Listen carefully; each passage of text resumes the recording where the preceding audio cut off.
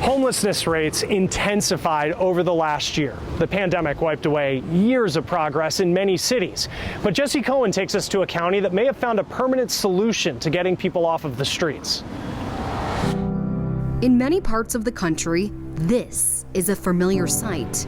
We make all kinds of assumptions about people who are living in homelessness. And I think some of the worst are that this is a choice. Claudia Balducci, the chair of the King County Council in Seattle, says COVID-19 changed the city's response to homelessness. People realized pretty quickly that we couldn't continue to house folks in homelessness in these big congregate shelters where they were sleeping on mats on the floor or bunk beds in a big open room because it was just dangerous. There was too much risk of transmission of the virus. COVID also left some local hotels empty, so the county leased them, allowing them to offer homeless people a private room. So we knew we were on to something. Dow Constantine, the King County executive, says the evidence was right in front of them. The difference between having a safe place to sleep and then being pushed out on the street and having your own room with a lock on the door, however modest, was dramatic.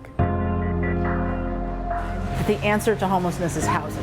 In 2020, the Washington legislature gave them the authority to raise the sales tax to accelerate getting people into housing. The pandemic, combined with this opportunity, led the county to purchase its first hotel, the Inn at Queen Anne. And have about 5 more hotels that are in some stage of negotiation, and we'll keep buying more. They say this is the drastic change they've been looking for to combat homelessness. And we found that people felt safer, they felt calmer, they did better with their mental health, they did better with planning for the future.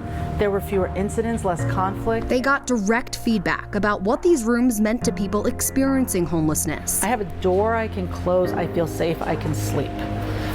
There's a place for me to store my belongings. I don't need to carry things around with me or worry about them being stolen all the time. And then they can focus on utilizing resources. Instead of being in crisis mode all the time, you can't plan for your future when you're constantly dealing with the crisis of the moment. According to the U.S. Department of Housing and Urban Development, on a single night in 2020, roughly 580,000 people experienced homelessness in the United States. I think that this is an opportunity for every community that's experiencing homelessness. King County wants to be a model for the rest of the country. They say spending money on the front end instead of the back end can create results. If you're a taxpayer, you're paying for that because people end up in hospitals, they end up in jails.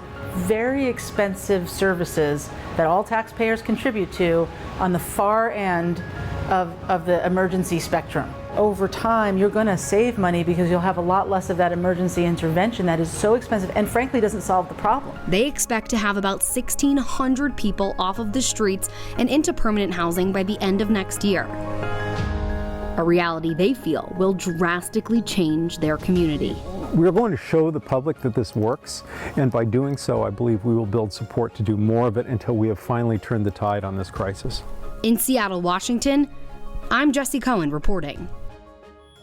Next week, we're checking in with communities across the country to see how everyone is doing now that we're halfway through 2021.